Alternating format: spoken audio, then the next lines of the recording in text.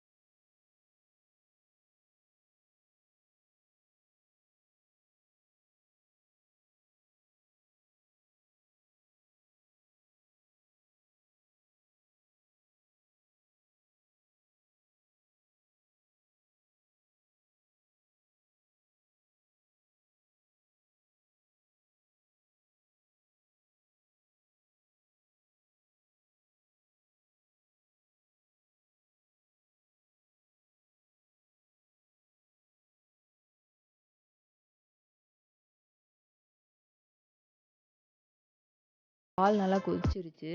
இந்த ஸ்டேஜில் 2 ஸ்பூன் நெய் ஆட் பண்ணிக்கலாம். நெய் இல்லை பட்டர் எது வேணால் ஆட் பண்ணிக்கலாம்.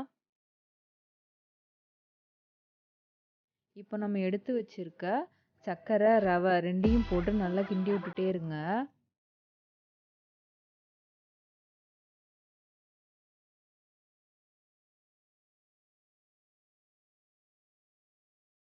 நல்லா கிண்டி விட்டுட்டே இருங்க, கட்டி வராமல் கிண்டி விடுங்க.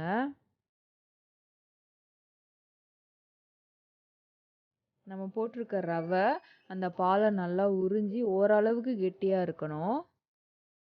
இந்த ஸ்டேஜில் நம்ம ஆஃப் பண்ணிக்கலாம்.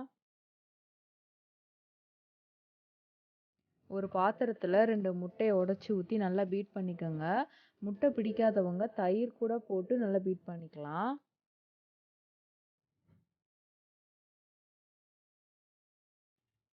இப்போ நம்ம ரெடி பண்ணி வச்சுருக்க ரவை சர்க்கரை கலவையை இதோட ஆட் பண்ணிக்கலாம். நம்ம ரெடி பண்ணி வச்சுருக்கிறது நல்லா ஆறணும். ஆறின பின்னாடி நீங்கள் முட்டையோட சேர்த்து கலந்துக்கங்க. அது சூடாக இருக்கும்போது கலந்தீங்கன்னா அது ரொம்ப திரிஞ்ச மாதிரி ஆயிரும்.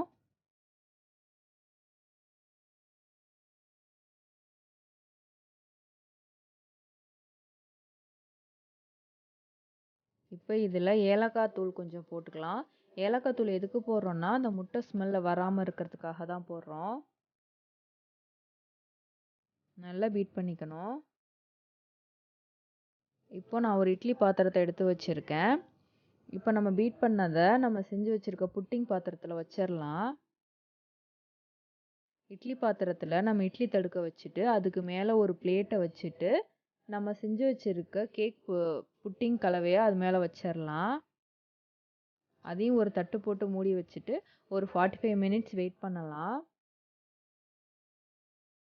இப்போ பார்த்தீங்கன்னா ஒரு 45 மினிட்ஸ் ஆயிடுச்சு. புட்டிங் நல்லா ரெடி ஆயிருச்சு. இப்போ அது ஒரு பிளேட்டில் மாற்றிட்டு மேலே 2 தட்டு தட்டுங்க. அவ்வளோதான், டேஸ்டான புட்டிங் ரெடி. இது குழந்தைங்க நல்லா விரும்பி சாப்பிடுவாங்க. வீட்டுக்கு கெஸ்ட் வந்தாலும் செஞ்சு கொடுக்கலாம், நல்லா இருக்கும்.